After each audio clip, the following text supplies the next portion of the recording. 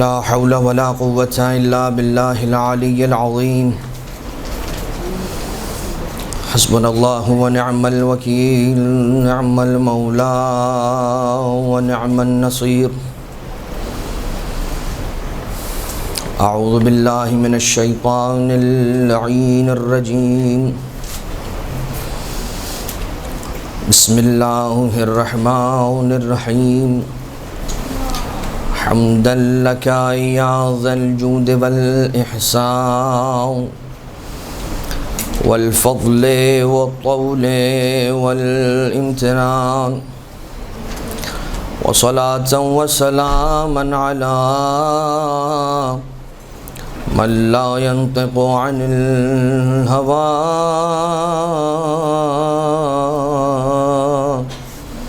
إن هو إلا وحي يوحى حبيب قلوبنا وشفيع ذنوبنا وطبيب نفوسنا مولانا ومولى الثقلين جد الحسن والحسين أبي القاسم المصطفى محمد اللهم صل على محمد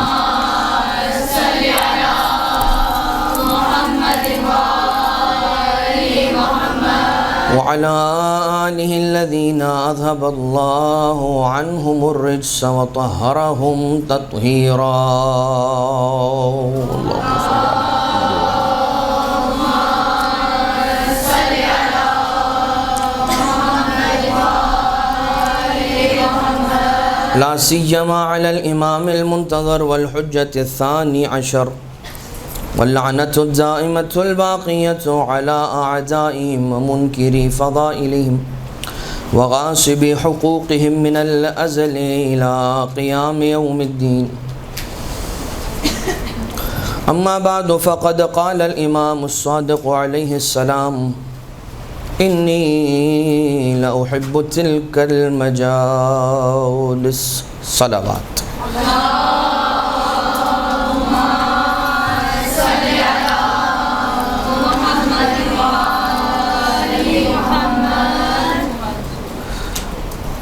مجالس اعضاء کے اندر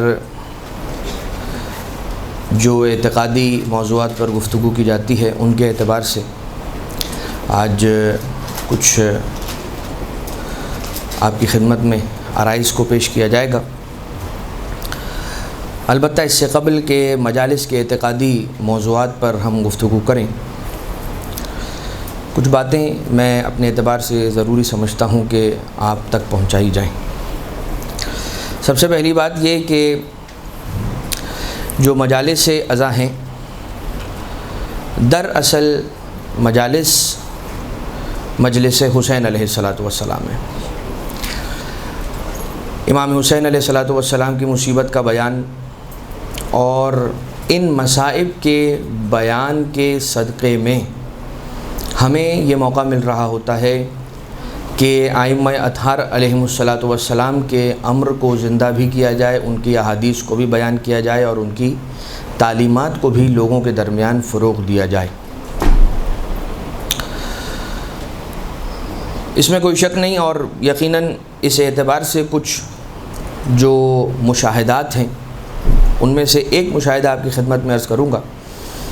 آج بھی عراق کے اندر ہونے والی مجالس، بلکہ صرف عراق کی حد تک اسے ہم کنفائن نہیں کر سکتے، محدود نہیں کر سکتے، عراق سے باہر عرب ممالک کے اندر زیادہ تر سٹیٹس کے اندر جہاں پر ذکر محمد و آل محمد علیہ السلام ہوتا ہے، وہاں پر مجلس اعضاء کا سلسلہ یوں ہوتا ہے کہ ابتدا میں مصائب ہوتے ہیں، درمیان میں مجلس ہوتی ہے، آخر میں پھر سے مصائب ہوتے ہیں، یعنی کہ ابتدا اور آخر میں مصائب اور درمیان میں حدیث کا بیان ہوتا ہے۔ اور یہی وجہ ہے کہ میں عموماً یہ کہا کرتا ہوں کہ مجالس کے اندر جو علماء کرام کا بیان ہے، یعنی کہ جو تعلیمات اہل بیت علیہم السلام کا بیان ہے، یہ ایک ایکسٹینشن ہے کہ جو خود ہمیں بیان مصائب یا ذکر مجالس مصائب امام حسین علیہ السلام کے صدقے میں ہمیں ملتا ہے۔ آپ اگر بیک انٹو دا ہسٹری چلے جائیں، خاص طور سے ائمہ اطہار علیہم السلام کے ادوار کے اندر، چاہے وہ چھٹے امام علیہ السلام کا دور ہو، پانچویں امام علیہ السلام کا دور ہو، چوتھے امام علیہ السلام کا دور ہو، یا امام رضا علیہ السلام کا دور ہو، اس دور کے اندر ان تمام ائمہ کی جن کا نام لیا، ان کی عظمت کے لیے ایک درود بھیج دیجئے مل کر محمد والے۔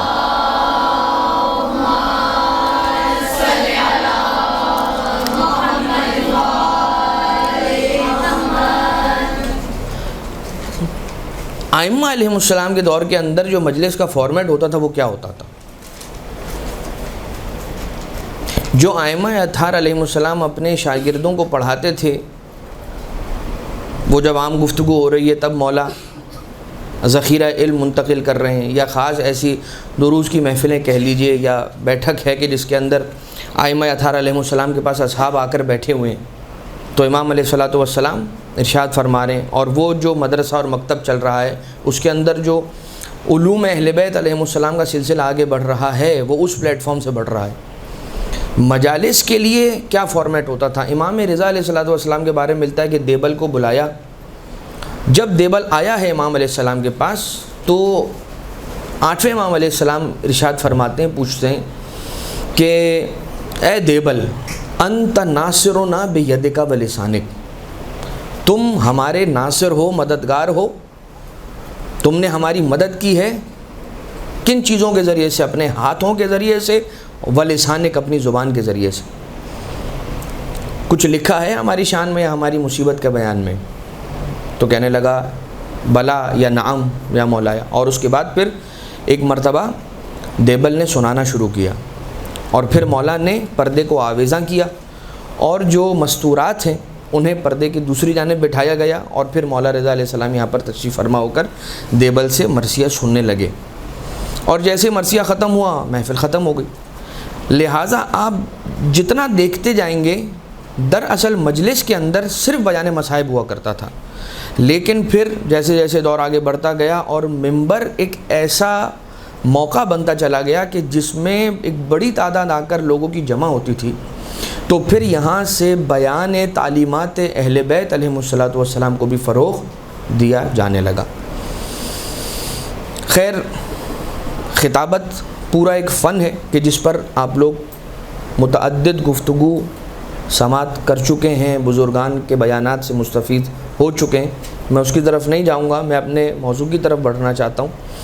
البتہ یہ جو محفلیں ہیں اور یہ جو مجلسیں ہیں کہ اب جس کے بارے میں کوئی جیسے جیسے دور آگے بڑھتا جا رہا ہے اور مختلف ذوق کے افراد آ کر کام کرنا شروع کر رہے ہیں، ویسے ویسے ہمارے پاس ان مجالس کی بائفرکیشنز ہونا شروع ہو گئی ہیں، ان کی قسمیں بننا شروع ہو گئیں۔ پہلے ایک ہی طرح کی مجلس ہوتی تھی، اب آہستہ آہستہ جیسے جیسے دور آگے بڑھتا جا رہا ہے اور خدمت کرنے والوں کی تعداد آگے بڑھتی جا رہی ہے، اور خدمت کرنے والوں کے ذوق اور سننے والوں کے بھی ذوق چونکہ الگ الگ ہیں، لہٰذا ایک فرق نظر آتا ہے۔ میں نے ایک آدھ دن پہلے ہی ایک بینر پڑھا خواتین کی ایک مجلس کا، یقیناً آپ تک بھی وہ بینر آیا ہوگا، یقیناً سوشل میڈیا پر ہی۔ تو اس کا عنوان یہ تھا درسی مجلس اعزا۔ اب یہ درسی مجلس اعزا کیا ہوتی ہے یہ تو خود مجھے بھی اندازہ نہیں ہے کہ درسی مجلس اعزا کیا ہوتی ہے، کیونکہ بالکل نیا ایک جملہ، ایک فقرہ اور ایک ٹرمینالوجی ہم نے سنی ہے۔ اسی طرح سے بہت ساری اور چیزیں ہیں، سیمینارز ہیں، ٹاک شوز ہیں۔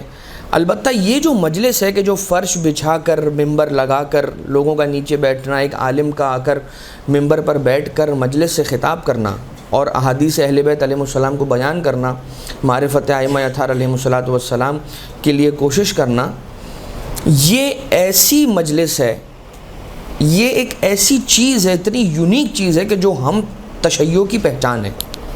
آپ دیکھ لیجئے ساری دنیا کے اندر کوئی اور ایسی گیدرنگ آپ کو نظر نہیں آئے گی کہ ممبر لگا ہوا ہو، لوگ اہتمام کرتے ہوں، فرش بچھانے تک کا اہتمام کیا جاتا ہو، اور اس فرش پر آ کر بیٹھنا اس انداز سے لوگ سمجھتے ہوں کہ لوگوں کو اس بات کا یقین ہے کہ جس فرش پر آ کر ہم بیٹھے ہوئے ہیں یہ فرش وہ نہیں ہے کہ جس پر صرف ہم آ کر بیٹھے ہیں، ہمارے آقا، ہماری شہزادیاں خود اس وقت ہم سے پرسہ لینے کے لیے اس فرش پر تشریف لائی ہیں اور لاتی ہیں۔ ورنہ دنیا کا کیا نظام ہے، جہاں پر سردار آتے ہیں وہاں پر اس محفل سے غلاموں کو دور رکھا جاتا ہے.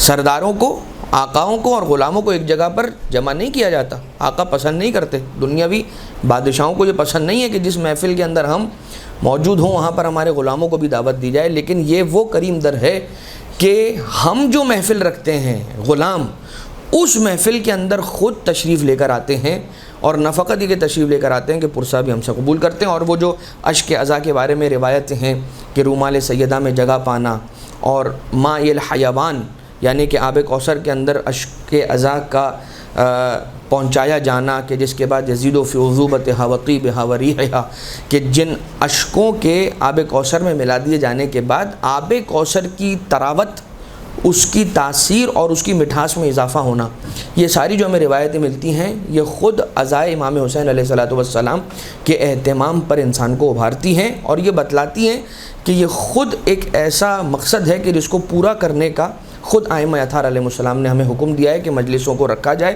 یہی وجہ ہے کہ جو سرنامہ کلام میں ہم نے حدیث کا ایک ٹکڑا پڑھا کہ امام علیہ السلام نے پورا جو اس ٹکڑے سے پہلے کا ایک جملہ ہے، وہ جملہ یہ ہے کہ چھٹے امام علیہ السلام نے سوال کیا، اپنے ایک صحابی سے پوچھا کہ اتجلسون وتتحدثون، کہ کیا تم بیٹھتے ہو اور حدیثیں بیان کرتے ہو؟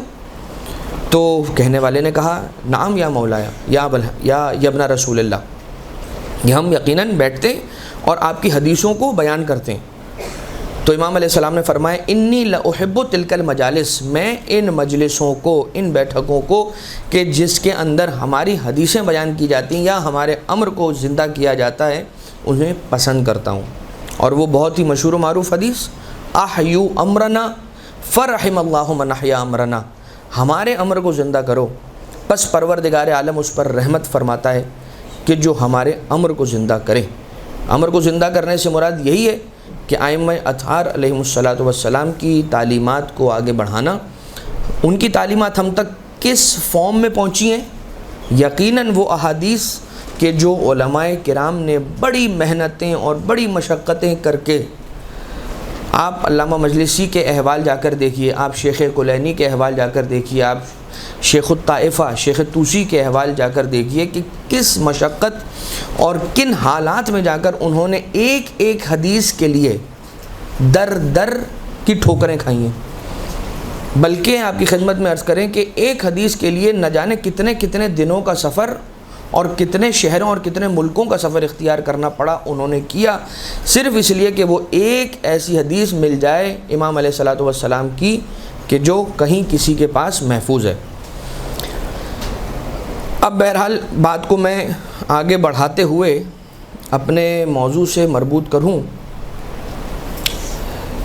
لہٰذا یہ ممبر پر آنا ایک اتنی بڑی ذمہ داری ہے کہ it's not just like eating a piece of cake. بالکل میں یہ جملہ اس لیے کہہ رہا ہوں کہ اب کچھ ایسے افراد نظر بھی آئے اور ملے بھی کہ جب جن سے بات ہوئی تو محسوس ایسا ہوا کہ اب ایسی زندگی کی ایج میں پہنچ چکے کہ بچے بڑے ہو گئے ہیں، سب کی شادیاں ہو گئی ہیں، فارغ ہو گئے ہیں، کرنے کے لیے کچھ نہیں ہے، تو کیوں نہ دین کی خدمت کی جائے. بہت اچھی بات ہے، دین کی خدمت کرنی چاہیے، لیکن بس اتنا خیال رکھنا چاہیے کہ دین کی خدمت کرتے کرتے کہیں کسی وجہ سے ہم سے کوئی ایسا نقصان نہ ہو جائے کہ جو irreversible ہو، کہ جس نقصان کی بھرپائی نہ کی جا سکی. مثال کے طور پہ چلے مثالیں میں نہیں دیتا ہوں کیونکہ بات اس میں پھر طولانی ہو جائے گی. بس اتنا بہت ضروری ہے کہ انسان اپنے آپ کو اہل بیت اطہار علیہ السلام کی تعلیمات سے جتنا ہو سکے قریب کرے.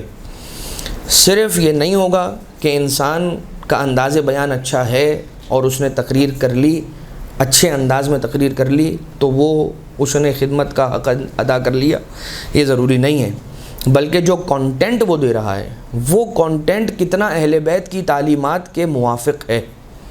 کہیں ایسا نہ ہو کہ وہ اپنی زیست میں یہ سمجھ رہا یا سمجھ رہی ہو کہ میں جو بیان کر رہی تھی یہ اہل بیت علیہ السلام کی تعلیمات تھی، لیکن دراصل وہ کبھی کبھار ایسا ہوتا ہے کہ مجمع کو انسان دیکھتا ہے اور مجمع کی خوشنودی حاصل کرنے کے لیے یا مجمع کے اندر معروف ہونے کے لیے انسان وہ باتیں کرتا ہے کہ جو اس نے پہلے سے جج کیا ہوتا ہے کہ مجمع یہ بات ضرور پسند کرے گا.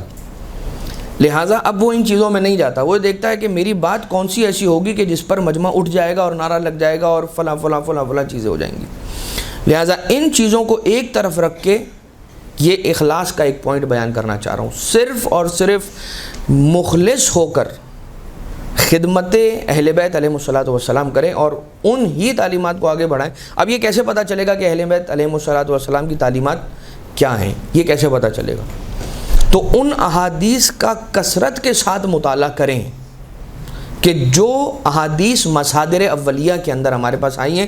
مثال کے طور پہ جو کتب اربعہ ہو گئیں, وسائل الشیعہ ہو گئی, بہار الانوار ہو گئی, اور اگر بہار الانوار انسان اس کی طرف نہ جا سکے یا فار ایگزامپل اسے عربی نہیں آتی ہو, جو کہ ایک کمی ہے, جتنا ممکن ہو سکے انسان ان ٹولز کو حاصل کرنے کی کوشش کرے کہ جن ٹولز کے ذریعے سے, جیسے کہ صرف و نحو, کم سے کم صرف و نحو تو انسان پڑھے ہی پڑھے اور اپنے آپ کو آمادہ کرنے کی کوشش کرے تاکہ وہ ڈائریکٹلی مصادر اولیہ سے احادیث کا مطالعہ کر سکے. اور احادیث کو پڑھنا صرف یہ کمال نہیں ہے, حدیث تدری خیر من الف حدیث تروی, ایک حدیث سمجھنا ان 1000 حدیثوں سے بہتر ہے کہ جنہیں انسان صرف پڑھ لیا کرتا ہے یا آگے پہنچا دیا کرتا ہے. حدیث تدری یعنی کہ ایک علم ہے کہ جو علم رجال, علم حدیث کے علاوہ ایک علم ہے, یا سمجھ لیجئے کہ اسی کے ملحقات میں سے ہے کہ جسے علم الدرایا کہا جاتا ہے. انسان کوشش کر کے کسی مناسب استاد کی مدد لے کر اس کی سرپرستی میں علم درایت کو ضرور حاصل کرنے کی کوشش کریں, اور یہ وہ ٹول ہے کہ جس ٹول سے انسان فہم حدیث, ایک اور علم ہے, اب چونکہ وہ جدید علوم کے اندر یہ ایک الگ علم بنا دیا گیا ہے فہم الحدیث, چاہے آپ علم درایت کہہ لیجیے چاہے آپ فہم حدیث کا علم کہہ لیجیے, لیکن پراپر استاد کی سرپرستی کے اندر ہو فہم الحدیث یا علم الدرایا کا علم. ایک درود بھیجیے گا مل کر محمد و آل محمد پر.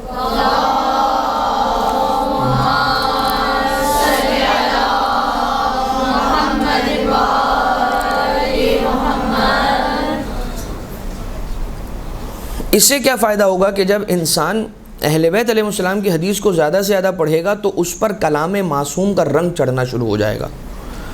ایک انسان شیکسپیئر کو اتنا پڑھتا ہے کہ اس کے سامنے 2 پیراگرافز لا کر رکھے جاتے ہیں اور کہا جاتا ہے کہ بھائی یہ چیک کر کے بتائیں ان میں سے کوئی ایک ہے کہ جو شیکسپیئر نے لکھا ہے, وہ کون سا ہے.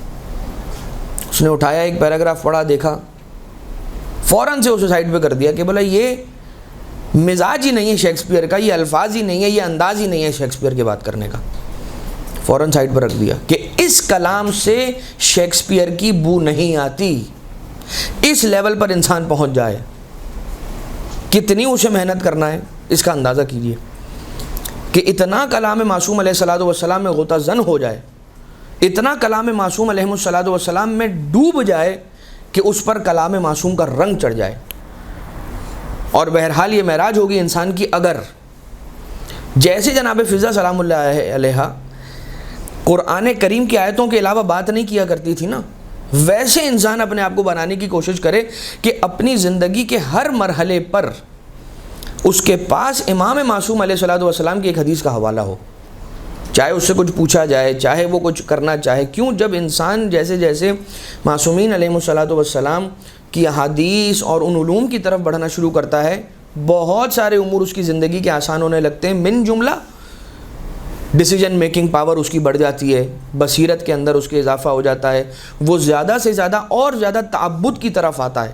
تعبد کے معنی کیا ہوئے کہ مراد مولا کیا ہے, مولا یہاں پر کیا چاہتے ہیں, میں یہ تلاش کرنے کی کوشش کروں, اس کے بعد اپنا قدم آگے بڑھاؤں. تو یقیناً اس کے اندر احتیاط بھی آ جاتی ہے. اور ایک جملہ اور میں عرض کرنا چاہ رہا تھا, میں اب چونکہ بہت ساری باتیں کر چکا ہوں لہٰذا میں یہ جملہ صرف اور صرف اشارتاً عرض کر کے آگے بڑھ جاؤں گا, اور وہ جملہ یہ ہے کہ انسان امر بالمعروف کرنے کا تو بڑا شوق رکھتا ہے اور یقیناً کرنا بھی چاہیے, لیکن اس کی شرائط ہیں. ان شرائط سے بھی واقف ہونا چاہیے. کم سے کم اتنا تو ہونا ہی چاہیے کہ امر بالمعروف سے پہلے علم بالمعروف ہونا چاہیے انسان کو. اگر امر بالمعروف کرنے کے لیے گیا لیکن علم بالمعروف نہیں تھا تو عین ممکن ہے کہ امر بالمعروف کی جگہ امر بالمنکر کر کے آ جائے گا اور نہی عن المعروف کر کے آ جائے گا, اور سمجھ کیا رہا ہوگا کہ میں نے کوئی بہت بڑی دین کی خدمت انجام دی ہے. لہٰذا امر بالمعروف سے پہلے علم بالمعروف کا ہونا بہت ضروری ہے. یقیناً یہ ایک ممبر بہت بڑی ذمہ داری ہے. پروردگار عالم ہم سب کو یہ توفیق عنایت فرمائے کہ جو خدمت کرنا چاہتے ہیں اور جو اس وقت خدمت کر رہے ہیں سب عافیت کے ساتھ اور اس طرح سے کہ جس طرح سے ان کی شرعی ذمہ داری ہے وہ بھی ادا ہو جائے اور اہل بیت علیہم الصلوۃ والسلام راضی و خوشنود ہو جائیں. خیر وہ دور بھی تھا کہ جس دور کے اندر گھر کا ایک بزرگ وہ کتاب لیتا تھا کہ جس کتاب کے اندر کسی بڑے بزرگ کی تقاریر کا مجموعہ ہوتا تھا اور وہ بیٹھ کر اسے پڑھ لیا کرتا تھا اور گھر کے اندر مجلس ہو جایا کرتی تھی. اس دور کی بھی بات ہے کہ جس دور کے اندر یقیناً مجالس اتنی زیادہ نہیں ہوا کرتی تھیں اور حالات بھی ایسے نہیں تھے, لیکن ان چیزوں کے ذریعے سے تشیع آج باقی ہے اور بچی ہے. خیر ہم موضوعات کی طرف آ جاتے ہیں. مجالس کے اعتقادی موضوعات, عقائد یا علم کلام, پورا ایک علم ہے کہ جو کلام کو ڈسکس کرتا ہے, عقائد کو ڈسکس کرتا ہے. اسے فقہ اکبر بھی کہا جاتا ہے. فقہ اکبر کیوں کہا جاتا ہے؟ بہت ساری ریزنز ہیں اس کی. ایک ریزن میں آپ کی خدمت میں عرض کر دیتا ہوں جو مجھے سب سے زیادہ اپیل کرتی ہے, اور وہ یہ ہے کہ یہ وہ فقہ ہے کہ جس کا سوال قبر میں ہونے والا ہے. فقہ اکبر اسے اس لیے بھی کہا جاتا ہے کہ یہ کہا جائے گا من ربک من نبیک من امامک مل کتابک, اور جو سوالات قبر میں ہونے والے ہیں وہ اس علم سے ریلیٹڈ ہیں. تو اس کے اندر پہلی شق ہے توحید, لیکن توحید کے اندر بھی توحید پر ڈسکشن کرنے سے پہلے اقرار وجود خدا پر بات ہوگی. پہلی جو بات ہوگی توحید کے معنی کیا ہیں. وحدہ سے نکلا ہے توحید, یعنی ایک خدا کو ماننا. ایک خدا کو ماننے سے پہلے کی کیا بات ہے کہ خدا کو تو مانو, پہلے خدا ہے یا نہیں ہے, خدا کے وجود پر بات ہوگی. تو پہلا مرحلہ, سب سے پہلا توحید سے بھی پہلے کا مرحلہ, یا یہ کہہ لیجئے کہ جو توحید کی سب سے پہلی شاخ ہے برانچ ہے, وہ یہی ہے کہ اللہ کے موجود ہونے کا اقرار. اس کی عقلی دلائل ہیں اور علماء کرام نے اس پر یہی بیان کیا ہے کہ اگر انسان غور سے اس عالم کو دیکھے گا, اس کون کو دیکھے گا, سورج کو دیکھے گا, چاند کو دیکھے گا, دن و رات کے اختلاف کو دیکھے گا, اس سسٹمیٹک نظام کو دیکھے گا, تو وہ یہ سمجھ جائے گا کہ یہ نظام بغیر مدبر کے تدبیر کے ساتھ نہیں چل رہا.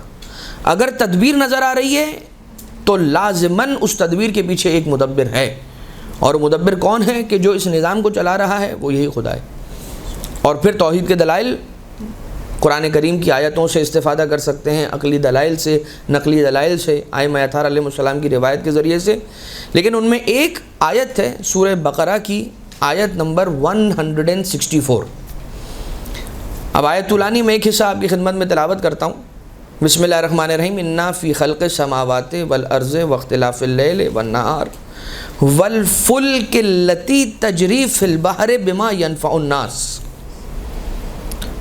ان فی خلق السماوات سے لے کر نہار تک کا تو ترجمہ آپ کو معلوم ہے کہ پروردگار عالم نے زمین و آسمان کی خلقت میں اور لیل و نہار کی آمد و رفت میں, یعنی رات و دن کے آنے جانے میں, اور فلک میں, التی تجری فی البحر, اس کشتی کے اندر, اس سفینے کے اندر کہ جو جاری ہوتی ہے, جو چلتی ہے پانی میں, اس پانی میں چلتی ہے کہ جس پانی میں ہر چیز ڈوب جایا کرتی ہے.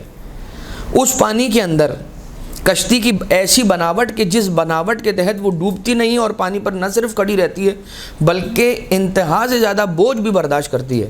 وما انزل اللہ من السماء من ماء فاحیا بہ الارض بعد موتها, اور اس چیز کے اندر کہ جو اللہ آسمان سے زمین پر نازل کرتا ہے پانی, کہ جس پانی کے آسمان سے زمین پر نازل ہونے کے بعد زمین کا وہ حصہ کہ جو مردہ تھا زندہ ہو جاتا ہے, اور یہ آیت آگے کنٹینیو ہوتی ہے، ان چیزوں کے اندر پروردگار عالم کی نشانیاں موجود ہیں، یعنی کہ اتنے سارے کام کرنے والا کہ یہ سارے کام آپس میں ایک دوسرے سے جڑے ہوئے ہیں، بہت سارے خدا نہیں ہو سکتے، ورنہ کائنات کا نظام ڈسٹرب ہو جاتا، لہٰذا خدا ایک ہی ہے۔ تو انسان آہستہ آہستہ ان دلائل کی وجہ سے توحید پر جائے گا۔ ہم یقیناً توحید کو ڈسکس نہیں کرنا چاہ رہے یہاں پر، صرف آپ کو ہیڈ لائنز دے کر آگے بڑھ رہے ہیں، اور میں بہت زیادہ تفصیل کے اندر بھی کوشش کروں گا کہ نہ جاؤں۔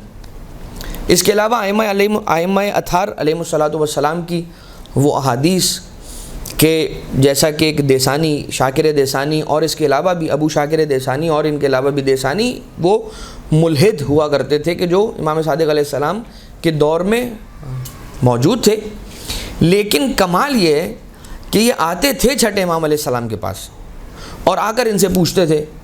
صرف آپ اس ایک چیز کو دیکھ لیجئے کہ ان ملحدین کا امام کے پاس آ کر سوال کرنا اس بات کی دلیل ہے کہ ان کے ذہن میں کہیں نہ کہیں یہ بات موجود ہے کہ ہماری جو قلق ہے، جو بے قراری ہے، اس کو دور کرنے کا سامان ان کے پاس موجود ہے، یعنی کہ اغیار میں سے ہونے کے باوجود بھی اس بات کو مشخص کرتے تھے اور آئیڈینٹیفائی کرتے تھے، جانتے تھے کہ یہ وہ ہیں کہ جن کے پاس اٹرنل علم کہہ لیجئے، یونیورسل علم کہہ لیجئے، وہ موجود ہے، ایبسولوٹ علم کہہ لیجئے، وہ موجود ہے۔ خیر، آنے کے بعد پوچھا کہ میرا معبود کون ہے، آپ مجھے بتلائیں گے؟ تو پھر امام علیہ الصلوۃ والسلام نے کہا کہ میرے پاس آ کر بیٹھ جاؤ، اور وہ آ کر دیسانی امام علیہ السلام کے پاس بیٹھ گیا۔ سامنے ایک بچہ تھا اور اس بچے نے اپنے ہاتھ میں ایک انڈا لیا ہوا تھا کہ جس کے ساتھ وہ کھیل رہا تھا۔ امام علیہ الصلوۃ والسلام نے بچے سے وہ انڈا مانگا، اور اس کے بعد امام علیہ الصلوۃ والسلام نے کہا کہ تم دیکھ رہے ہو اسے، سخت چھلکا، اس سخت چھلکے کے ساتھ بالکل ملا ہوا اندر ایک نرم چھلکا، اور اس کے اندر دو طرح کے الگ الگ رنگ رکھنے والے، الگ الگ کیریکٹرسٹکس، الگ الگ صفتیں رکھنے والے پانی، جو ایک ہی جگہ پر اندر موجود ہیں مگر ایک دوسرے کے ساتھ ممزوج نہیں ہوتے، مکس نہیں ہوتے۔ اور یہی ایک ایگ ہے کہ جس سے نر مرغی بھی اور مادہ مرغی بھی پروردگار عالم نکالتا ہے، یعنی کہ نکلتی ہے۔ اب یہ کون ہو سکتا ہے؟ اور اس کے بعد وہ امام علیہ الصلوۃ والسلام کے بتائی ہوئی جو پوری دلیل ہے، پوری حدیث ہے، جس کو پڑھیے گا، کتابوں کے اندر موجود ہے، علم کلام کی کتابوں کے اندر، جس کے بعد وہ امام علیہ الصلوۃ والسلام کے ہاتھوں پر کلمہ پڑھتا ہے۔ یہاں پر رک کر ایک بات کہوں گا، اب جب یہ شخص آیا ہے نا چھٹے امام علیہ السلام کے پاس اور قائل کیا ہے امام نے اس کو، تو یہ کیا کہتا ہے بتائیے؟ اپنا کلمہ پڑھوائیے، اللہ کا کلمہ نہیں کہتا۔ اور بہت سارے ایسے افراد کے جو ائمہ اطہار علیہ السلام کے پاس آتے ہیں اور یہ کہتے ہیں، یعنی پوچھتے ہیں سوال اور انہیں جواب مل جاتا ہے اور ان کا تعلق اسلام سے نہیں ہوتا، اور وہ اسلام پر آتے ہیں تو کہتے ہیں کہ اب آپ ہمیں اپنا کلمہ پڑھائیے۔ اس کے معنی یہ ہوئے کہ پروردگار عالم نے زمین پر اپنا نمائندہ جنہیں بنایا ہے وہ یہی ہستیاں ہیں، اور آنے والا امام علیہ الصلوۃ والسلام کے ذریعے سے اسلام پر آ رہا ہے اور پروردگار عالم کی توحید کو مان رہا ہے، یعنی کہ یہ وہ ہستیاں ہیں کہ دراصل یہ وہ ہستیاں ہیں کہ جو ہمیں خدا تک پہنچا رہی ہیں۔ اب اگر کوئی آ کر کہتا ہے کہ ان کا ذکر نہ کرو تو ہمیں کیسے سمجھ میں آئے گا کہ ہم ان کا ذکر نہ کریں؟ کہ یہی وہ ہستیاں ہیں کہ جن کا ذکر اگر ہم نے کرنا بند کر دیا تو توحید تک پہنچنے کا راستہ یا توحید کو مضبوط کرنے کا راستہ ہم بند کر دیں گے۔ خیر، یہ تو ایک ضمناً ودن دا بریکٹس بات تھی کہ جو میں نے آپ کی خدمت میں عرض کر دی، ورنہ اس طرح کے واقعات بہت سارے ہیں۔ مولا امیر علیہ الصلوۃ والسلام سے جب پوچھا گیا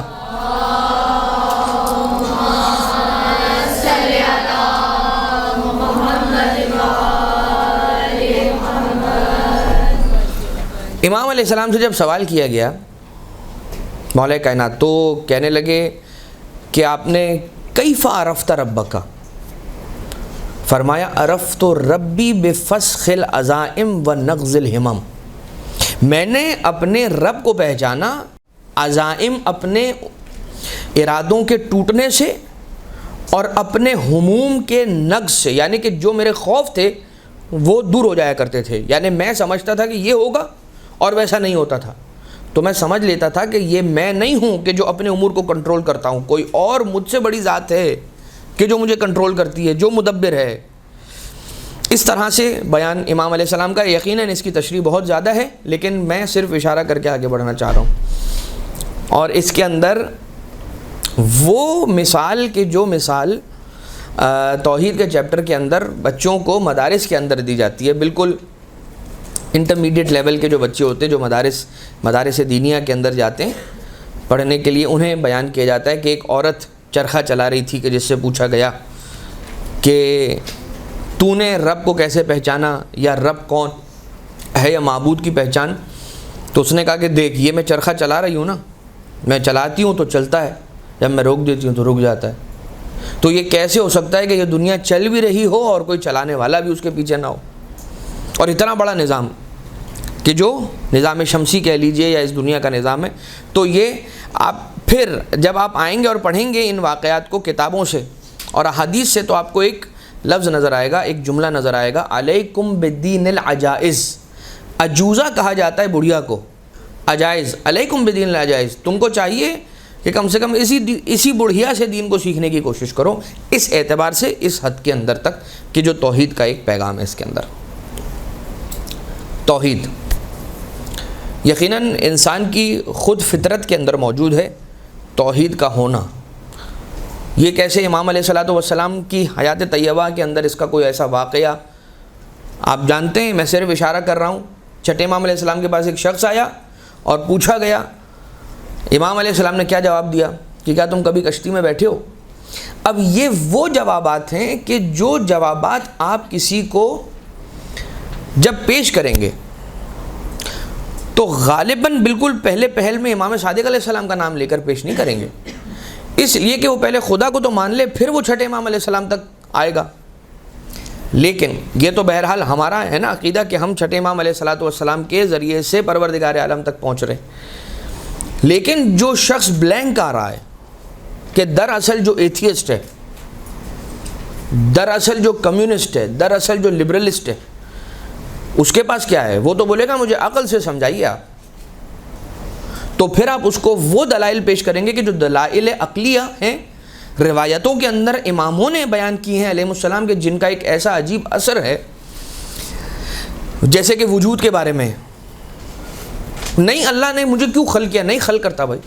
وہ نہیں ماننے کو تیار ہے کہ یہ اس کا کرم ہے کہ بھیا اس نے تمہیں خلق کیا ہے. کہتے نہیں اللہ نے مجھے کیوں خلق کیا ہے. وہ اللہ کو نگیٹ کرنے کے لیے اپنے بھی ہونے کو نگیٹ کر رہا ہے، کہہ رہا ہے کہ نہیں پیدا ہونا تھا مجھے. کہا کہ چلو ایک بات بتاؤ، کوئی آئے اور آ کر تمہارے سر پر ریوالور رکھے اور بولے کہ میں تمہیں قتل کر رہا ہوں، تمہیں اچھا لگے گا؟ اچھا نہیں لگے گا. اس کے معنی یہ ہوئے کہ تمہیں وجود پسند ہے، یعنی کہ تمہارے دل کے اندر یہ موجود ہے کہ مجھے مار نہ دے. کیوں نہیں مرنا چاہتے؟ زندہ رہنا چاہتے ہو. زندہ کیوں رہنا چاہتے ہو؟ کیونکہ تمہیں وجود پسند ہے. یو لائک ٹو ایگزسٹ، تم زندہ رہنا پسند کرتے ہو. تو جب زندہ رہنا اور ہونا ایک محبوب چیز ہے تو وہ کہ جس نے تمہیں یہ محبوب چیز دی ہے، یہ اس کا کرم ہی تو ہوا کہ جو چیز تمہیں پسند ہے وہ عطا کر رہا ہے. تو اب دیکھو وہ کون ہے کہ جس نے تمہیں وجود عطا کیا. ایسے ہی تو تم نہیں ہو گئے، نہیں تھے اور ہوئے، تو کس نے تمہیں پیدا کیا؟ خیر، تو امام علیہ السلام نے اس آ کر سوال کرنے والے کو کیا مثال دی؟ پوچھا کہ کیا کبھی کشتی میں بیٹھے ہو، کشتی میں سوار ہوئے ہو؟ کہا ہاں. بھور میں پھنسی ہے؟ کہا ہاں. نا امید ہو گئے؟ کہا ہاں. اس وقت بھی تمہارے ذہن میں تھا کہ اب بھی اس وقت بھی اس نا امیدی کے اسٹیٹ کے اندر بھی کوئی ایک ایسی طاقت ہے جو مجھے چاہے تو پلک جھپکنے کے اندر بچا سکتی ہے؟ کہا ہاں ایسا تو ہوا تھا. تو کہا بس یہ تمہارا خیال ہی پروردگار عالم کے ہونے کی دلیل ہے کہ جو تمہاری فطرت کے اندر موجود ہے. لہذا پروردگار عالم کا ہونا، توحید کا درج جو ہے وہ ہماری انسان کی فطرت کے اندر موجود ہے. خیر، میں بات کو مختصر کر کے کٹ شارٹ کر کے آگے بڑھنے کی کوشش کروں. یقیناً میں سارے موضوعات تو نہیں بیان کروں گا کیونکہ ابھی ہم توحید پر ہیں، پھر نبوت، امامت اور قیامت، معاد وغیرہ دیکھتے ہیں کہ کہاں تک بات مکمل کی جا سکتی ہے. البتہ میں اب توحید کا جو چیپٹر ہے اس کو سمیٹتے ہوئے ایک بات ضرور کہنا چاہوں گا یہاں پر. نہج البلاغہ کے اندر مولا کائنات علیہ السلام کا وہ پہلا خطبہ کہ جس کا آغاز الحمدللہ الذی لا یبلغ مدحتہ قائلون، یہاں سے ہو رہا ہے۔ اس خطبے کو ضرور پڑھیں، ترجمے کو پڑھیں، اس کی شرح کو پڑھیں، اور اگر کسی استاد سے ہو سکے تو اس کی تفصیل اور تشریح کو سنیے، تو اس کے اندر توحید کے بڑے پیغامات ملیں گے۔ خاص طور سے صحیفہ سجادیہ کے اندر امام سجاد علیہ الصلوۃ والسلام کی جو دعائیں ہیں، ان میں کی پہلی دعا یا ان کا وہ جو پہلا ذکر ہے کہ جس کے اندر حمد باری تعالیٰ امام علیہ الصلوۃ والسلام نے فرمائی ہے، اس کے اندر بھی توحید کے اعتبار سے کچھ پیغامات موجود ہیں۔ ایک بات جو توحید ہی کے اندر آتی ہے، توحید کے اندر بھی آتی ہے، اور یہ بات امامت کے اندر بھی آ سکتی ہے کہ جب انسان توحید سے آگے بڑھتا ہوا نبوت کی طرف آئے گا اور ایک نبی کو مانے گا، اور پھر نبی کی بات ماننا، پھر امام کی بات ماننا، پھر پروردگار عالم کی بات ماننا، ان تینوں باتوں سے جڑی ہوئی ایک بات ہے کہ جو تقاریر کے اندر جس پر فوکس ہونا چاہیے، اور وہ ایک لفظ اگر میں بیان کروں تو وہ لفظ ہے تعبد۔ عموماً علماء ڈسکس کیا کرتے ہیں، کیا ڈسکس کرتے ہیں؟ وہ جو شیطان کا جو واقعہ ہے نا، کہ جس کے اندر پروردگار عالم نے یہ حکم دیا تھا وَإِذَا سَوَّيْتُهُ وَنَفَخْتُ فِيهِ مِنْ رُوحِي فَقَعُوا لَهُ سَاجِدِينَ، کہ جب میں ٹھیک بنا لوں آدم کو، ان کی جسد خاکی کا جو پتلا ہے وہ تیار کر دوں، اور اس کے اندر پھر میں اپنی روح پھونک دوں، یعنی کہ نفخت فیہ من روحی، اپنی روح اس کے اندر پھونک لوں، فقعوا لہ ساجدین، تو پھر تم سارے کے سارے اس کے سامنے سجدہ ریز ہو جانا۔ تو فسجد الملائکۃ کلھم اجمعون الا ابلیس ابا واستکبر وکان من الکافرین۔ ابا، انکار کیا، صرف انکار نہیں کیا، استکبرا، تکبر بھی کیا، اور جس کی وجہ سے ہو گیا من الکافرین۔ تو سب سے پہلے تو یہ آپ کی خدمت میں ہم عرض کریں کہ پروردگار عالم نے کیا کہا، میں تعبد عرض کرنا چاہ رہا ہوں، میں آپ کو اب مثال دے رہا ہوں کہ ہمیں تقاریر کے اندر کس بات کو فروغ دینا ہے، کس بات کو بیان کرنا ہے۔ تعبد یعنی کہ جیسا پروردگار عالم چاہتا ہے ہم ویسا کریں، جیسا ائمہ اطہار علیہ السلام بیان کر گئے ہیں ہم ویسا انجام دیں، یعنی اپنی سوچ اور اپنی لاجک اور مجھے ایسا لگتا ہے یا اپنی پسند ناپسند کو درمیان میں نہ لائیں۔ شیطان نے کیا کہا، پروردگار عالم، شیطان نے آفر کی تھی نا، پروردگار عالم یہ ایک سجدہ معاف کر دے اور اس کے بعد تو مجھے جتنے سجدے کہے گا، نہیں بھی کہے گا، کائنات کا کوئی ایسا چپا نہیں ہوگا کہ جس پر میں نے سجدہ نہ کیا ہوگا۔ اور اللہ نے کہا وہ لاکھوں کروڑوں سجدے اپنے پاس رکھ، مجھے ان میں سے کوئی ایک سجدہ نہیں چاہیے، جو میں کہہ رہا ہوں وہی سجدہ کرے گا تو میرا بندہ ہے، وہ نہ کیا تو میرا بندہ نہیں ہے، کانا من الکافرین۔ اس کے معنی کیا ہوئے؟ اس کے معنی یہ ہوئے کہ عبادت وہ نہیں جو تو کرنا چاہے، عبادت وہ ہے جو میں کروانا چاہوں، یہ پروردگار عالم۔ تعبد کا کانسیپٹ یہ ہے کہ عبادت وہ نہیں ہے کہ جو انسان کرنا چاہے، عبادت وہ ہے کہ جو پروردگار عالم کرنا چاہے، جس کے سامنے ہم نے اپنا سر تسلیم خم کرنا ہے اور ایک عبد ذلیل بن کر اس کی بارگاہ میں آنا ہے۔ خیر، شیطان نے تو جو بات کی، اور پھر یہاں پر ایک سوال آتا ہے جو اب ہم اس کو مزید آگے بڑھائیں اور یہ عقیدے کے اعتبار سے بات آ جائے گی، کیا کہ شیطان نے حضرت آدم کو سجدہ کرنے سے انکار کیا، فکانا من الکافرین، تو آدم کو سجدہ نہ کرنا شیطان کو کافر بنا گیا۔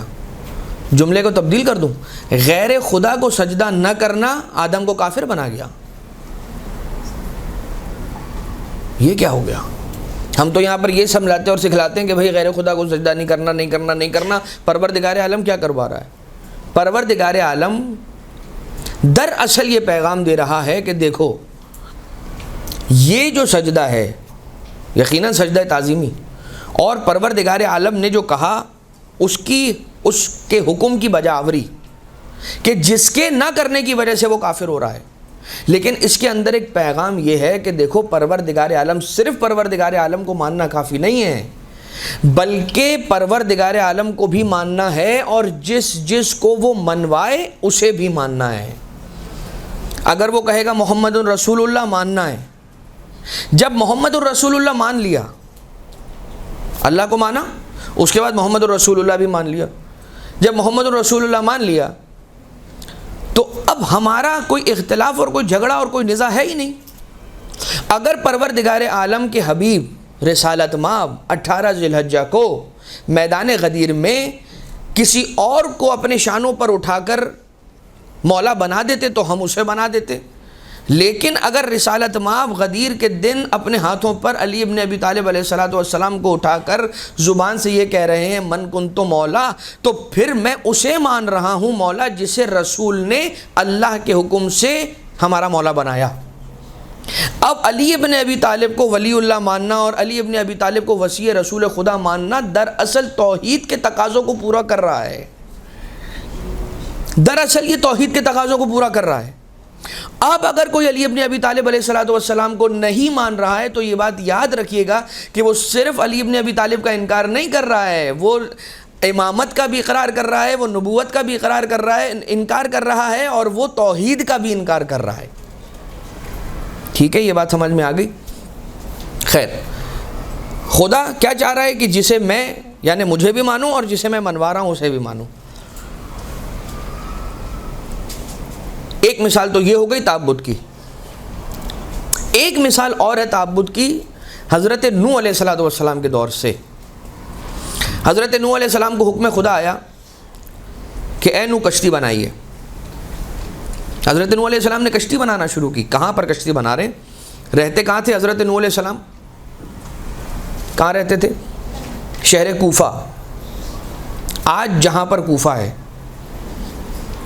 وہ سارا کا سارا ایریا کہ جو کوفہ، ظاہر کوفہ اور شاید نجف بھی آپ اس کو شامل کر سکتے ہیں، یہ سارا کا سارا ایریا وہ ہے کہ جہاں پر حضرت نوح علیہ السلام نے اپنی زندگی گزاری ہے۔ یہی وجہ ہے کہ آج جب مسجد کوفہ جاتے ہیں وہ مقام وہاں پر موجود ہے کہ جس کے بارے میں کہا جاتا ہے کہ یہاں سے پانی اس کنویں سے ابلا اور وہ ایک سیلاب، آسمان سے بارش کا پانی، زمین سے کنویں کا پانی، اور پھر جیسا پھیلتا گیا تو ایک سیلاب کی شکل اختیار کر گیا۔ حضرت نوح علیہ السلام جب کشتی بنا رہے تھے تو لوگ نعوذ باللہ من ذالک ان کا مذاق اڑاتے تھے، اور یہ روایتوں کے اندر جملے موجود ہیں۔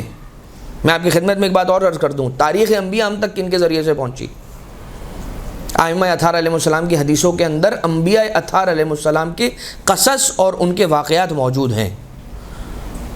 خیر، حضرت نوح علیہ السلام جب تیار کر رہے ہیں کشتی تو لوگ یہ کہہ رہے ہیں کہ دیکھو انہیں، دیکھو نعوذ باللہ من ذالک، انہیں دیکھو یہ صحرا میں کشتی چلائیں گے۔ کوئی یہ کہتا تھا، کوئی نعوذ باللہ من ذالک یہ کہتا تھا کہ اے نوح کشتی تو بنا رہے ہو مگر اس کشتی کو چلانے کے لیے دریا کہاں سے لے کر آؤ گے؟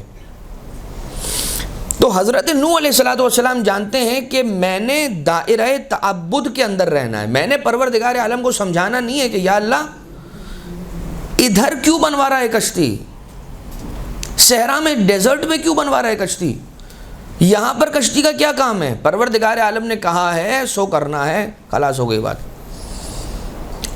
اب اگر کچھ افراد یہ کہیں جب تک ہمیں سمجھ نہیں آتا تب تک ہم نہیں کریں گے۔ تعبد کے اندر جو روٹ ورڈز ہیں وہ ہیں عبدہ، عبد کہتے ہیں غلام کو۔ غلام انسان کب بنے گا؟ جب جیسے آقا نے کہا کرو کر ڈالے، پوچھے نہیں۔ اگر کوئی آ کر اپنے آقا سے یہ کہے کہ آقا اگر مجھے سمجھ آیا تو کروں گا، اگر مجھے سمجھ نہیں آیا تو نہیں کروں گا، تو دراصل وہ اپنے آقا کا غلام نہیں ہے، وہ اپنی سمجھ کا غلام ہے۔ دراصل اگر کوئی شخص یہ کہتا ہے کہ مجھے ہر بات پر لاجک چاہیے، اگر مجھے لاجک نہ ملی تو میں یہ کام نہیں کروں گا، دراصل وہ پروردگار عالم کے تعبد سے ہٹ کر اپنی عقل اور لاجک کے تعبد میں آ چکا ہے۔ دراصل اس نے اب پروردگار عالم، عبادت کا مطلب کیا ہے؟ غلامی، اس کی بات، اس کے احکام کو ماننا۔ تو دراصل اگر کوئی شخص یہ کہہ رہا ہے میں اس کو بہت طولانی نہ کروں، لیکن یہ بات جو اب آ گئی ہے درمیان میں تو سنتے چلیں کہ یوں ہے کہ انسان جیسے پروردگار عالم کا حکم آ رہا ہے اسے مان لے اور اسے پورا کرے۔ حضرت نوح علیہ السلام نے لوگوں کی ایک نہ سنی، اور جو اللہ کا حکم تھا وہ اسے انجام دیتے گئے، اور جو مذاق اڑانے والے تھے اس وقت جب طوفان آیا تو اسی کے اندر ڈوب کر ہلاک ہو گئے۔ لاجک حضرت نوح علیہ السلام کو دینے والوں نے دی، حضرت نوح نے قبول نہیں کی، اور اللہ کا حکم جانتے ہیں کہ یہ لاجک ہے لوگوں کی، اور ایک طرف اللہ کا حکم ہے، میں نے کسے ماننا ہے؟ میں نے اللہ کے حکم کو ماننا ہے، میں نے اللہ کی مرضی کو ماننا ہے۔ دوسری طرف حضرت نوح علیہ السلام کا بیٹا ہے، باپ نے کیا کہا؟ ارکب معنا یا ولدی ارکب معنا، ہمارے ساتھ اس سفینے پر سوار ہو جا۔ حضرت نوح کا بیٹا، غالباً اس کا نام جو تاریخوں میں روایتوں میں ملتا ہے کنعان یا کنان، کہا کہ سآوی الی الجبل یعصمونی من الماء، میں اس پہاڑ کی طرف بڑھ جاؤں گا، چڑھ جاؤں گا اس پہاڑ پر، یہ یعصمونی من الماء مجھے پانی سے بچا لے گا۔ دراصل لاجیکلی اس کا جو دعویٰ تھا وہ غلط نہیں تھا، آپ جا کر تاریخ اٹھا کر دیکھیے کہ وہ جس پہاڑ کی طرف اشارہ کر رہا تھا، اللہ معاف کرے، استغفر اللہ، نعوذ باللہ من ذالک، وہ جس پہاڑ کی طرف اشارہ کر رہا تھا، دراصل وہ پہاڑ اس وقت کا highest peak of the world تھا۔ تو اگر وہ یہ کہہ رہا تھا کہ بھائی مجھے آپ کی کشتی پر نہیں آنا ہے، یہ پہاڑ مجھے بچا لے گا، اور لاجیکلی بات صحیح کر رہا تھا، لیکن اس واقعے نے بتلا دیا، پہاڑ کے ڈوبنے نے اور پہاڑ پر موجود پناہ لینے والوں کو ڈوبا دینے والوں، ڈوب جانے والوں نے یہ ہمیں بتلا دیا کہ جب مقابلہ حکم خدا اور لاجک کا ہوتا ہے تو جیت پروردگار عالم کے حکم کی ہوتی ہے۔ یہ حکم خدا آگے نکل جاتا ہے، لاجک بہت پیچھے رہ جاتی ہے۔ اور پھر ہر چیز کے اندر لاجک مانگنے والوں کے لیے بھی ایک جواب ہے کہ آپ ہر چیز کی اگر لاجک مانگتے ہیں تو خود یہ بتلا دیجئے کہ ہر چیز کی لاجک مانگنے کی لاجک کیا ہے۔ ہر چیز کی لاجک مانگنے کی لاجک مجھے سمجھا دیجئے، تو وہ آپ کو کہے گا کہ میں آزاد ہونا چاہتا ہوں، میں انڈیپینڈنٹ ہونا چاہتا ہوں۔ جب یہ شخص کہے گا نا کہ میں آزاد ہونا چاہتا ہوں اس لیے لاجک مانگتا ہوں، میں کسی کے نظام میں کسی دین میں کسی قانون میں قید نہیں ہونا چاہتا، I want to be free، جس وجہ سے میں کہتا ہوں کہ مجھے لاجک دو ہر چیز کی، جب مجھے لاجک آ جائے گی تو میں فری ہو گیا، اب میں اپنی مرضی سے کر رہا ہوں۔ دراصل لاجک مانگنے والا خود دعویٰ تو یہ کر رہا ہے کہ میں فری ہو رہا ہوں، لیکن لاجک کرنے کی وجہ سے وہ خود قیدی بن رہا ہے ایک چیز کا، اور وہ ہے اپنی ہی لاجک۔ دراصل کیسے قید ہو رہا ہے وہ قید ایسے ہو رہا ہے کہ جب تک اسے کسی کام کی لاجک نہیں ملے گی وہ آگے نہیں بڑھے گا۔ تو قید ہو گیا نہیں ہو گیا؟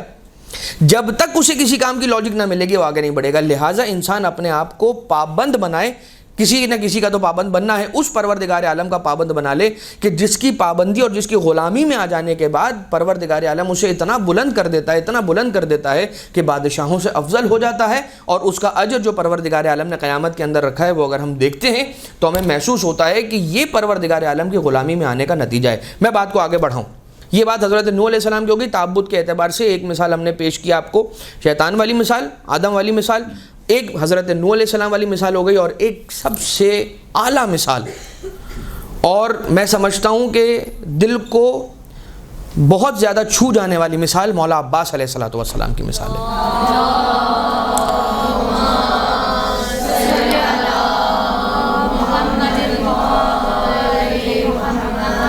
کیا مولا عباس علیہ السلام پڑھے لکھے نہیں تھے؟ پڑھے لکھے تھے۔ آپ مجھے یہ بتلائیے کہ جب حضرت حبیب ابن مظاہر کو مولا حسین خط لکھ کر بلا رہے ہیں تو کیا کہہ رہے ہیں؟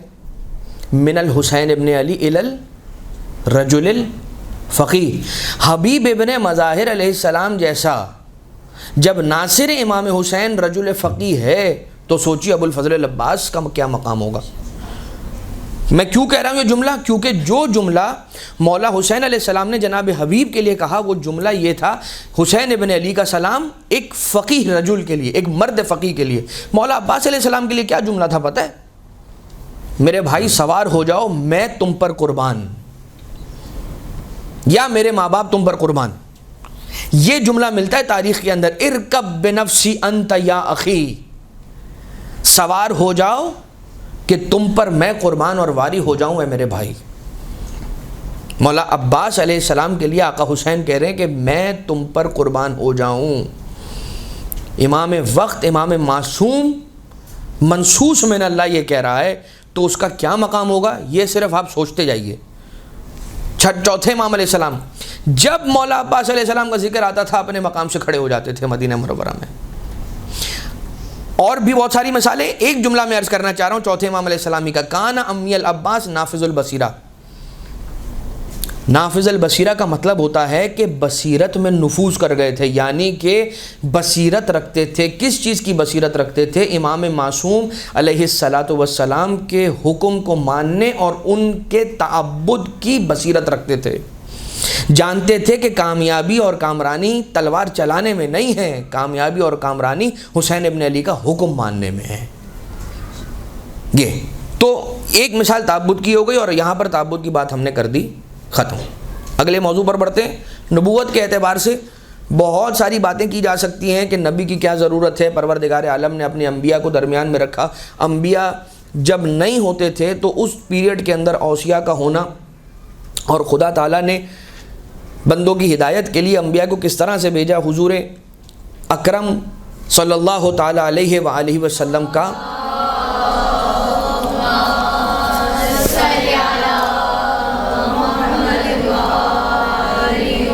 تمام انبیاء پر افضل ہونا ایک یہ موضوع بنایا جا سکتا ہے کہ جس پر بات کی جا سکتی ہے، کہ جس کے سپورٹ کے اندر قرآن کریم کی بہت ساری روایتیں موجود، قرآن کریم کی بہت ساری آیتیں موجود ہیں، اور ائمہ اطہار علیہ السلام کی روایتیں، رسالت مآب کی حدیثیں موجود ہیں، حدیث قدسی وغیرہ موجود ہیں. البتہ اس اعتبار سے، رسالت مآب کے ذکر کے اعتبار سے ہم پر ایک بہت بڑا اعتراض ہوتا ہے کہ یقیناً ممبروں سے اس کا جواب بھی دیا جاتا ہے، اور یہ ایک جواب میں اپنے طور پر سمجھتا ہوں کہ ایسنشل ہے کہ دیا جائے. اور وہ جواب کیا ہے؟ رسالت مآب کا ذکر کرتے ہیں، اس سے زیادہ مولا کائنات کا ذکر کرتے ہیں. تو یہاں پر سب سے پہلا اور بیسک سوال کہ جو علی ابن ابی طالب کے احوال ہم تک پہنچے، ان کی فضیلتیں جو ہم تک پہنچی، وہ کن کے کلام کے ذریعے سے پہنچی؟ دراصل جب ہم فضیلت علی ابن ابی طالب پڑھ رہے ہوتے ہیں تو وہ کلام رسالت مآب کی روشنی میں پڑھ رہے ہوتے ہیں. رسالت مآب نے بتایا علی ایسا، جیسا رسول نے بتایا علی ایسا، ہم ویسا ہی علی لوگوں کے سامنے پیش کرتے ہیں، اور ویسا ہی پیش کرنا چاہیے تو ہی حق ادا ہوگا. اور یقیناً ایک بات تو یہ ہو گئی. دوسری بات کیا ہے؟ آپ نے پرزم دیکھا ہے؟ پرزم فزکس کے جو طالب علم ہیں وہ تو جانتے ہی ہیں، جو نہیں جانتے، ایک ٹرائنگولر شیشہ کہ جس سے روشنی کو آپ گزارے ہیں تو کیا ہوتا ہے؟ ایک طرف سے روشنی داخل ہوتی ہے، دوسری طرف سے اس روشنی کے اندر موجود جو کمپاؤنڈ کلرز ہیں وہ سارے بکھر کر سامنے آ جاتے ہیں، اجزاء. اچھا، یہ زیادہ تر کس ایکسپیریمنٹ کے اندر یوز ہوتا ہے؟ سورج کے کلرز کو بائفرکیٹ کرنے کے لیے یوز ہوتا ہے. سورج کے کلر کا نام کیا ہے؟ سورج کا کون سا کلر ہے؟ کوئی کہے گا وائٹ، کوئی کہے گا یلو، کوئی کہے گا کچھ اور.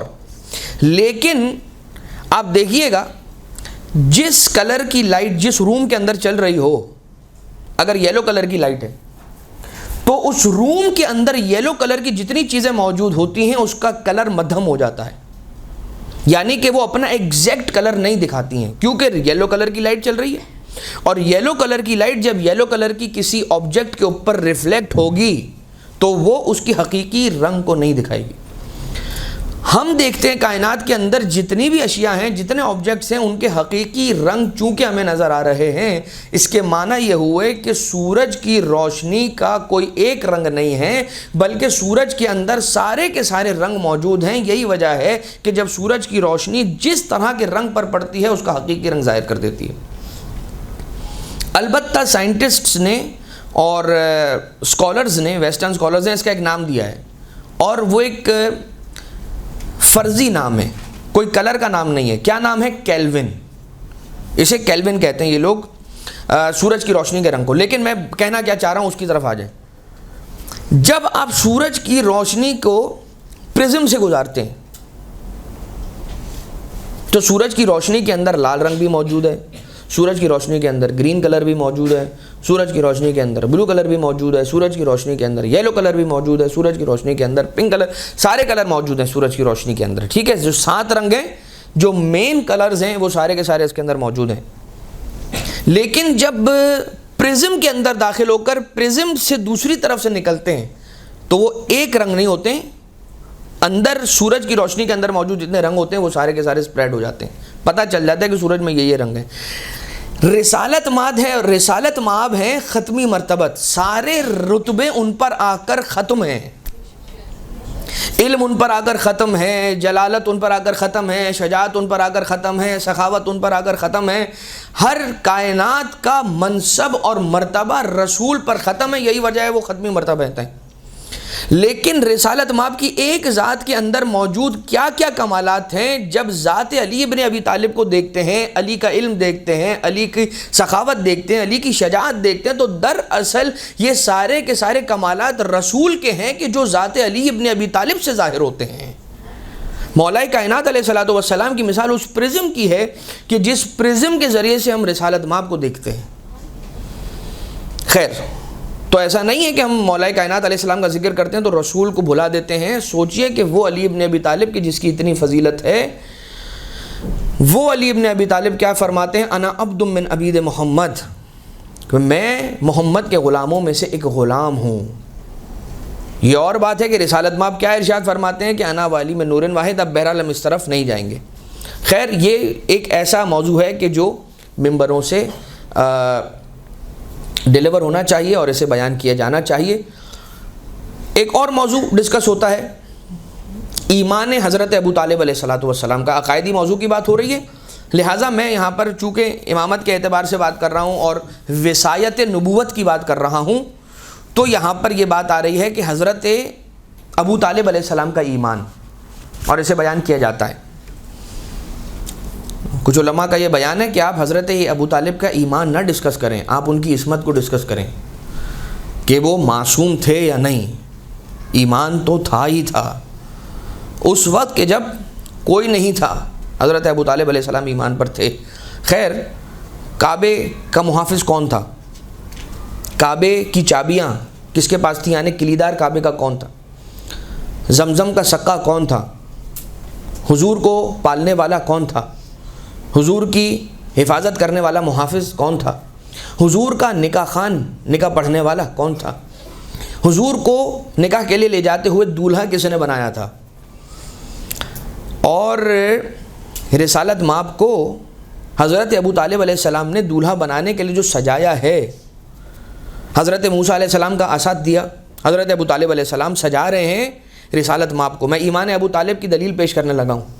موسیٰ کا عصا دیا حضرت ابو طالب نے رسالت مآب کو، سلیمان کی انگوٹھی پہنائی رسالت مآب کو حضرت ابو طالب نے، یوسف علیہ السلام کا پیراہن دیا حضرت ابو طالب نے رسالت مآب کو، حضرت عیسیٰ علیہ السلام کی نالین دی حضرت ابو طالب نے رسالت مآب کو، حضرت ابراہیم علیہ السلام کی آبادی، نوح کے کمر کا پٹکا دیا، اور بھی جو امانتیں تھیں جو انبیاء ما سلف، یعنی جو گزشتہ انبیاء تھے کہ جن کی امانتیں کیا ہوتی تھیں؟ نبی سے نبی تک منتقل ہوتی تھیں، اور درمیان میں اگر کوئی نبی نہیں ہوتا تھا تو نبی کے جو اوصیاء اور جانشین ہوتے تھے، جیسے کہ حضرت عیسیٰ علیہ السلام اور رسالت مآب کے درمیان جب کوئی نئی نبی تھا تو کون تھے؟ حضرت عیسیٰ علیہ السلام کے حواری تھے کہ جو حضرت عیسیٰ علیہ السلام کے جانشین تھے کہ جو ایک کے بعد ایک آ رہے تھے، اور یہ امانتیں ان سے ہوتی ہوتی رسالت مآب تک پہنچیں۔ سوال یہ ہے کہ رسالت مآب تک یہ امانتیں کس نے پہنچائیں؟ رسول انبیاء کی امانتوں کے وارث ہیں، ان تک پہنچی ہے، ان تک کس نے پہنچائیں؟ حضرت ابو طالب علیہ السلام نے پہنچائیں۔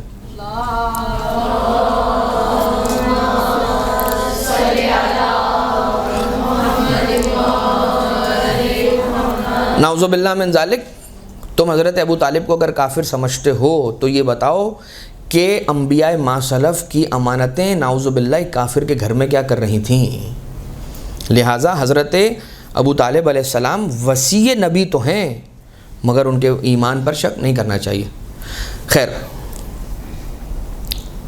یقیناً جب آپ نبوت کی بات کریں گے تو اس کے اندر ایک موضوع حضرت عیسیٰ علیہ السلام کا بھی آئے گا، اور وہ موضوع اللہ کے بیٹے ہونے کے اعتبار سے ہے۔ یقیناً علماء کرام اس پر گفتگو کرتے ہیں، قرآن کریم کی آیتیں ہیں، ان مثل عیسیٰ عند اللہ کمثل آدم، کہ ہمارے نزدیک اللہ کے نزدیک حضرت عیسیٰ علیہ السلام کی مثال حضرت آدم علیہ السلام کی مثال جیسی ہے کہ اگر تم حضرت عیسیٰ علیہ السلام کو اللہ کا بیٹا کہتے ہو کہ جن کی والدہ تھیں والد نہ تھے، تو پھر آدم علیہ السلام کو کیا نام دو گے کہ نہ جن کی والدہ تھیں اور نہ جن کے والد تھے؟ خیر، تو وہ تو حضرت عیسیٰ علیہ السلام نے خود ہی اس دنیا میں تشریف لانے کے بعد اپنے مادر گرامی کے گہوارے ہی سے، اپنی والدہ کی گود ہی سے اعلان کر دیا، انی عبداللہ۔ پہلا اعلان حضرت عیسیٰ علیہ السلام نے آ کر کہا کہ میں اللہ کا بیٹا نہیں ہوں، اللہ کا عبد ہوں، انی عبداللہ، اللہ کا بندہ ہوں، آتانی الکتاب، مجھے کتاب دی، وجعلنی نبیہ، اور مجھے نبی بنا کر اس دنیا کے اندر بھیجا۔ اور پھر اسی کے ضمن میں پھر آپ مباہلہ کے واقعے کے ساتھ بھی حضرت عیسیٰ علیہ السلام کے ماجرے کو اور اس پورے سینیریو کو کنیکٹ کر سکتے ہیں کہ جس کی جزئیات کے اندر میں نہیں جاؤں گا۔ حضرت عیسیٰ علیہ السلام اور مباہلے کے واقعے سے جو استنتاج ہوتا ہے وہ ائمہ اطہار علیہم السلام کی افضلیت کا استنتاج ہوتا ہے کہ یقیناً جناب سیدہ سلام اللہ علیہ افضل ہیں جناب مریم سے، اور حضرت رسالت مآب یقیناً حضرت عیسیٰ علیہ السلام سے افضل ہیں، لیکن مولا حسین علیہ السلام کی بھی افضلیت کے نکات خود علماء کرام نے اپنی کتابوں کے اندر لکھے ہیں۔ خیر، ہم بڑھ جاتے ہیں آگے امامت کی طرف، اور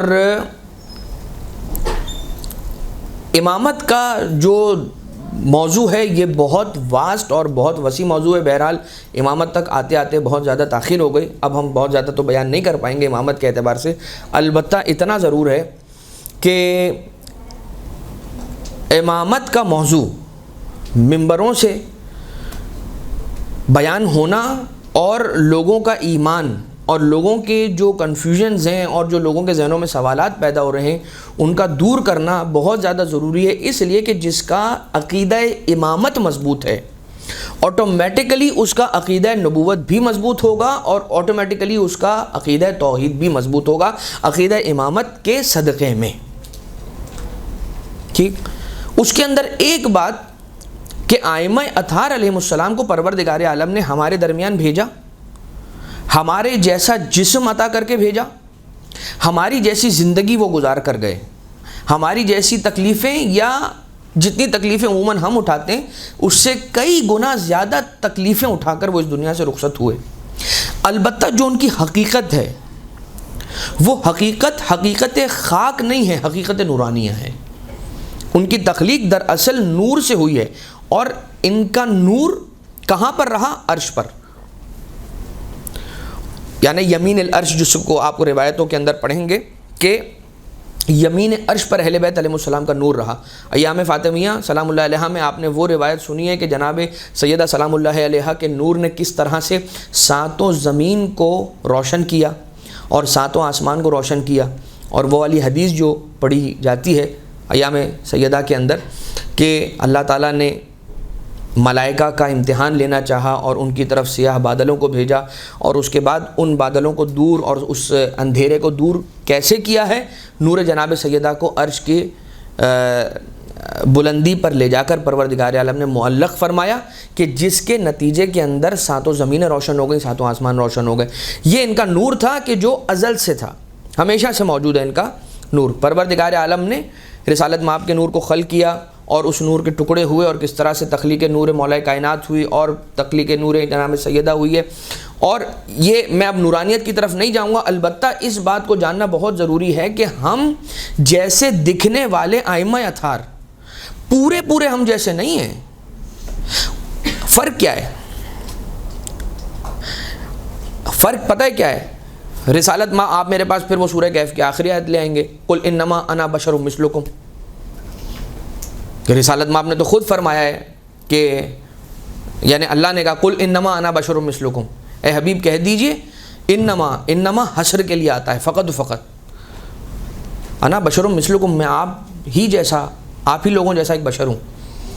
لیکن اگر بات یہاں پر رک جاتی تو یہی نتیجہ نکلتا، اسی لیے پروردگار عالم نے کیا کیا؟ آگے ایک تمیز لگا دی، یوحا الیہ، میری طرف وہی ہوتی ہے، تم لوگوں کی طرف وہی نہیں ہوتی۔ جب میری طرف وہی ہوتی ہے، تمہاری طرف وہی نہیں ہوتی، تو میں تم جیسا کیسے ہو سکتا ہوں؟ اسی طرح سے ائمہ اطہار علیہم السلام بھی جو ہماری اور آپ کی ہدایت کے لیے تشریف لے کر آئے وہ ہمارے جیسا جسم لے کر آئے اور ہماری جیسی زندگی انہوں نے گزاری تاکہ وہ ہمارے لیے حجت بن سکیں اور ہمارے لیے حجت بنے رہیں۔ یہی وجہ تھی کہ جہاں پر امامت کی حفاظت کی بات آتی تھی تو معجزہ دکھلایا جاتا تھا، اور کسی کی ہدایت کی بات ہوتی تھی تو معجزہ دکھلایا جاتا تھا۔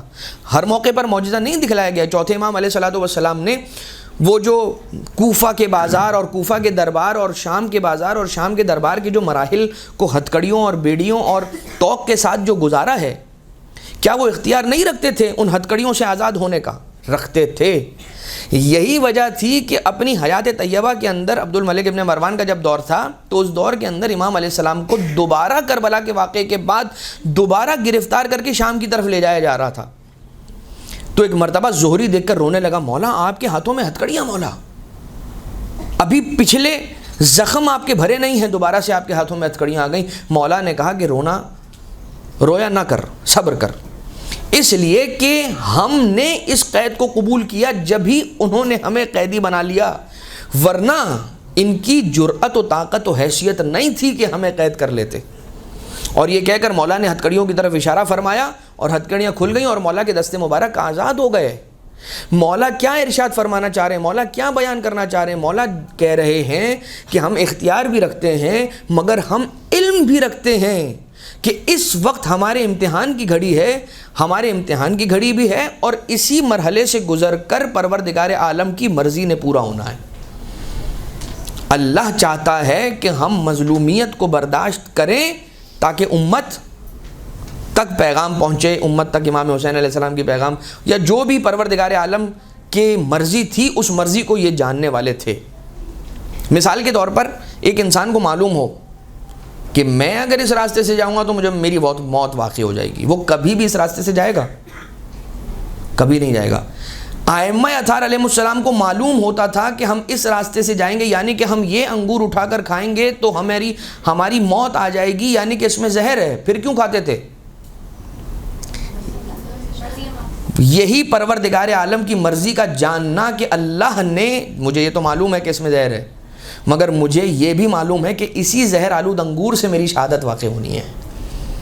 لہذا اگر کوئی عام انسان ہوتا، جیسا ہم کہتے ہیں کہ عام انسان ہے، نعوذ باللہ من ذالک آج کل کہا جاتا ہے، تو اگر یہ کہا جاتا، اگر وہ نعوذ باللہ عام انسان ہوتے تو چھوڑ دیتے وہ انگور، لیکن چونکہ اللہ کے نمائندے تھے اور ہم آپ جیسے نہیں تھے، لہٰذا انگور کھا کر بتایا کہ ہم یقین کے اس مرحلے پر ہیں کہ موت کے خوف سے اللہ کی مرضی سے دور نہیں بھاگتے، اس کی مرضی کے قریب جاتے ہیں، اس کے حکم کو پورا کیا کرتے ہیں۔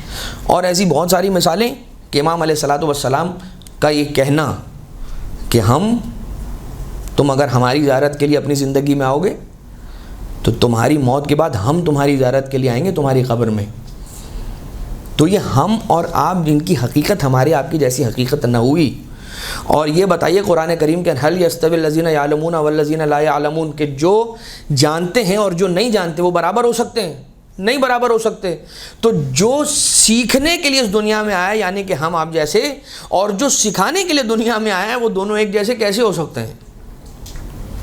ٹھیک ہے، تو اس بات کو ذہنوں کے اندر رکھنا چاہیے۔ پھر مولا کائنات علیہ السلام کا مدینہ منورہ کے اندر 40 گھروں پر ایک ہی وقت کے اندر ظاہر ہونا، ٹھیک ہے، یہ ساری چیزیں جو ہوتی ہیں اس کا نتیجہ ایک جملے کے اندر بیان کر دوں۔ امام علیہ السلام یہ بیان کرنا چاہتے ہیں کہ ہم مظلوم ضرور ہیں مگر مجبور نہیں ہیں، اور یہ وہ عظیم ہستیاں ہیں۔ ہم اور آپ نعمت پر شکر کرتے ہیں نا، یہ ایک مرحلہ ہے نعمت پر شکر کرنا۔ ائمہ اطہار نعمت پر تو شکر کرتے ہی ہیں، ان کا تو انداز ہی الگ ہے، لیکن یہ وہ ہستیاں ہیں کہ جو مصیبتوں پر شکر کرتی ہیں۔